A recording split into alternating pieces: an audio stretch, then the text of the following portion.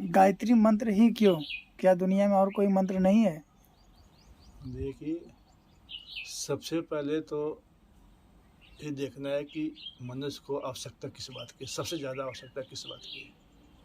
तो जब इस पर चिंतन किया जाता है, जितने भी हमारे मनीषी लोग थे प्राचीन काल में, जितने ऋषि लोग हुए, जितने दार्शनिक हुए, जितने विचारक हुए, जितने नीतिज्ञ हुए, जितने शासक हुए, जितने सम्राट हुए, जितनी वीरांगनाएँ हुई, उन सभी का एक ही मत है कि इंसान के लिए सर्वोपरि अगर वरदान हो सकता है भगवान का, तो केवल बुद्धि। जिसकी बुद्धि चली जाती है और नष्ट हो जाता है।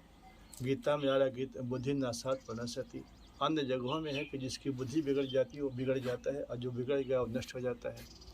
तो इसके लिए कोई पुरुष ऐसा नहीं है पागल होने के बाद न घर की नज़रों में कीमत होती है उसकी, न समाज के नज़रों में, न सरकार के नज़रों में, न संगी साथियों की नज़र में कीमत होती है। वह एक तरह से जानवर से भी गया गुजरा जीवन बिताने को मजबूर हो जाता है। घर के लोग भी 1000 गोल्ड मेडल प्राप्त किया लड़का, और यदि वो पागल हो गया है तो नंगा घूमता है, और गांव घर में सब जगह दुत्कारा जाकर अपमानित होता है। तो जो कुछ कीमत इंसान की है, चमक है, शान है, मूल्य है, महत्व है, और केवल बुद्धि से है। अब बुद्धि ही सिर्फ नहीं, बुद्धि की रब हो तो आदमी पतन की राह में जाएगा, बर्बादी की राह में जाएगा, अपनी सामर्थ्य का दुरुपयोग करेगा। सद्बुद्धि चाहिए, और सद्बुद्धि संसार में कोई ऐसा इंसान नहीं जो न चाहता हो। जिसकी सद्बुद्धि गई उसका सब कुछ गया, सर्वस्व चला गया। जो हमारे महाभारत के अंदर आता है कि पितामह भीष्म से जब युधिष्ठिर ने पूछा है कि वह कौन सा मंत्र है जो जपने योग्य है, जिसको सबने जप किया है, तो वह बोल रहे हैं भीष्म पितामह कि जितने भी यदुवंशी हुए, चंद्रवंशी हुए, सूर्यवंशी हुए, यदुवंशी हुए, जितने भी राजा महाराजा हुए, सब ने सद्बुद्धि को बढ़ाने वाली, बुद्धि को चमकाने वाली, बुद्धि को धोने वाली, बुद्धि को शुद्ध करने वाली, पतित पावनी, आत्मोद्धारिणी, वेद माता, सिद्धि माता, विश्व माता, देव माता, सभी चमत्कारों के चमत्कार, सद्बुद्धि को बढ़ाने वाली माता ब्रह्मांड भर में यदि कोई थी, है और होगी तो केवल गायत्री। गायत्री के समान न कोई मंत्र था, न है, न किसी युग में होगा। इसीलिए जितने भी यदुवंशी, सूर्यवंशी, चंद्रवंशी और जो है सूर्यवंशी, जितने महान पुरुष हुए, जितने राजा हुए, जितने रानियाँ हुए, जितने भी वीरांगनाएँ हुए, जितने भी महान पुरुष हुए, वो सब के सब एक स्वर से गायत्री मंत्र की महत्ता को स्वीकार करते हैं। कौन ऐसी नारी है जो चाहते हैं कि हम पागल हो जाएं, हम बीमार हो जाएं, हम दुखी हो जाएं, असफल हो जाएं, हम पतित हो जाएं, हमारा समाज में सब लोग फटकारें, दुत्कारें, तिरस्कार करें? कोई नारी नहीं चाहती है, और ना कोई ऐसा इंसान चाहता है। हर इंसान चाहता है कि हमारा यश हो, मान हो, प्रतिष्ठा हो, गांव में, समाज में, परिवार में, हर जगह हमारी इज्जत हो। भगवान का दरबार हो चाहे इंसान का दरबार हो, हर जगह हमारी एक पहचान हो, एक क्वालिटी हो। इसके लिए बुद्धि का सदुपयोग, सद्बुद्धि का श्रेष्ठ होना बहुत आवश्यक है। जिसकी बुद्धि बिगड़ जाती है उसका न समाज में सम्मान होता, न भगवान के दरबार में सम्मान होता है, न परिवार में सम्मान होता है, न किसी ऑफिस में सम्मान होता है, न किसी सोसाइटी में सम्मान होता है। जो सम्मान का पात्र बनना चाहता है उसके सबसे पहला काम है उसके पास श्रेष्ठ बुद्धि होना चाहिए। यदि भ्रष्ट बुद्धि है, दुर्बुद्धि है, दुष्ट बुद्धि है, तो कभी वो सपने में भी सम्मान नहीं पा सकता। चाहे जितनी डिग्रियाँ उसके पास हो, जितना भी धन दौलत हो, यदि शिष्टाचार नहीं है, इंसानियत नहीं है, तो पैसा चाहे जितना जोड़ दे पर चैन, सुकून, शांति कभी पा ही नहीं सकता है। इसीलिए भगवान का सबसे बड़ा अगर वरदान संभव है, भगवान का सबसे बड़े मूल्यवान देन है, तो इंसान के लिए सर्वोपरि केवल मात्र बुद्धि है यह। और वो बुद्धि को बढ़ाने वाली, बुद्धि को धोने वाली, बुद्धि को पवित्र करने पूरे ब्रह्मांड में गायत्री समान कोई मंत्र न था, न है, न किसी युग में होगा। इसीलिए गायत्री का अपमान करना मतलब अपना अपमान, गायत्री को त्यागना मतलब अपना पतन करना है, गायत्री को छोड़ना मतलब बर्बादी की राह में चल पड़ना है।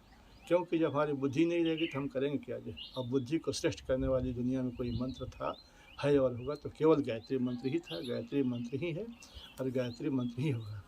गायत्री का अपना कोई चमत्कार नहीं, चमत्कार तो है इंसान के श्रेष्ठ बुद्धि के द्वारा श्रेष्ठ कर्मों का।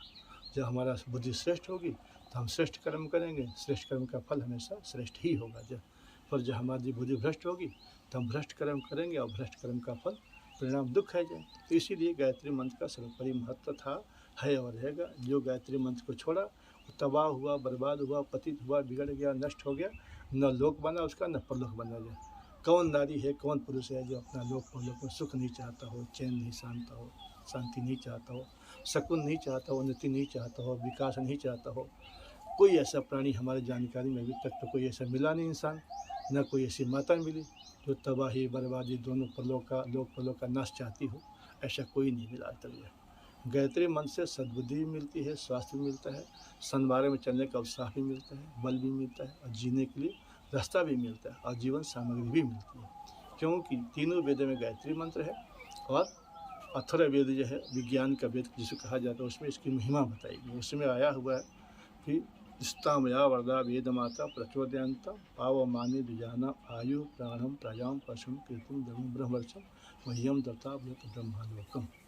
इसमें सब चीज़ आ गया, लोक की भी और परलोक की भी है। इससे सीधा सा मतलब वेद का परमात्मा का मूल संदेश है कि लोक और परलोक में यदि आप चाहते हैं उन्नति पाना, सफलता पाना, ऊंचा उठना, आगे बढ़ना, सफल होना, जीवन में उन्नति के अंतिम शिखर पर पहुंचना, तो एकमात्र गायत्री, केवल गायत्री, अन्य कुछ कोई मंत्र कोई आवश्यकता नहीं है। और मंत्र है हो ही नहीं सकते।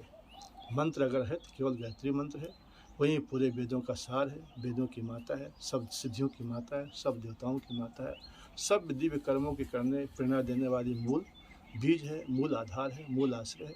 जो मूल को छोड़ देता है वो नष्ट हो जाता है। तो आज ब्राह्मण समाज का जो पतन हुआ, पतित हुए आज के ब्राह्मण, केवल गायत्री मंत्र का त्याग कर देने की वजह से पतित हुए।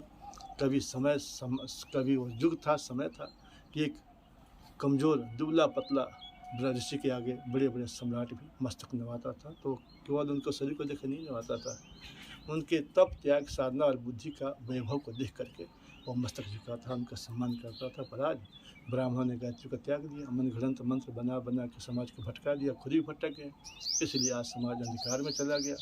आज भी यदि आवश्यकता है कि यह देश विश्व गुरु के पद पर आसीन हो, विश्व भर फिर भारत की बुद्धि का लोहा संसार माने, जैसे महाभारत के काल तक मानता रहा, उसके बाद भी चाणक्य के समय तक मानता रहा, वह जो फिर से आए, तो एकमात्र केवल जगाने वाला, सबको सन्मार्ग में चलाने वाला, सबको ऊंचा उठाने वाला यदि कोई मंत्र हो सकता है तो केवल गायत्री मंत्र ही हो सकता है।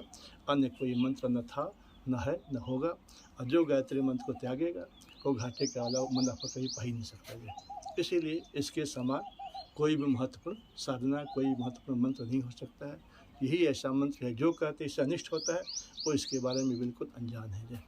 कभी भी जो है अमृत चखने से कोई मरता नहीं है, कभी भी जो है संवार चलने वाला पतन को नहीं प्राप्त होता है।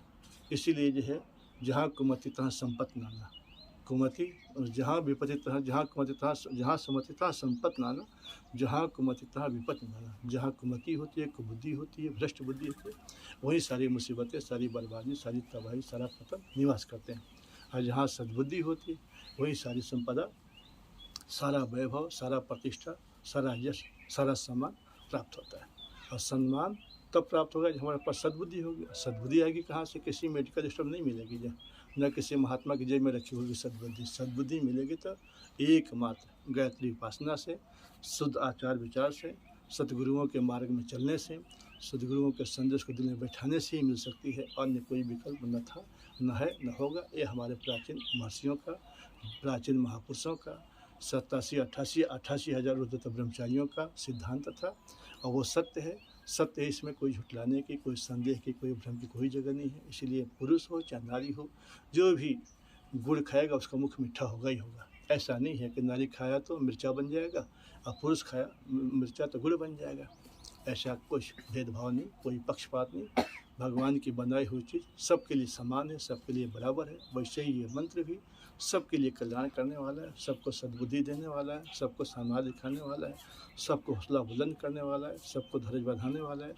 इसीलिए इसको आत्मोद्धारणी कहा गया। पतित पावनी, सर्व क्लेश नाशिनी, सर्वतो दुखों से उद्धार करने वाली गायत्री माता को बोला गया। इसीलिए इसको कामधेनु भी कहा गया, जिससे लोक और परलोक दोनों समाज कामधेनु है। कामधेनु गौ, गाय नहीं जो वशिष्ठ मुनि के पास थी, असली गाय तो उनकी गायत्री उपासना ही थी। जमदग्नि ने जिस मंत्र से रेणुका को जीवित किया था, वह रेणुका ही जो है थी, वो केवल गायत्री मंत्र के तप से ही, साधना से उसको जीवित किया था। तो इसलिए ये मंत्र का महत्व न आज कम हुआ है, न पहले कम था, न कभी किसी को कोई कम कर सकता है। और गायत्री माता कोई श्राप नहीं दे सकता है।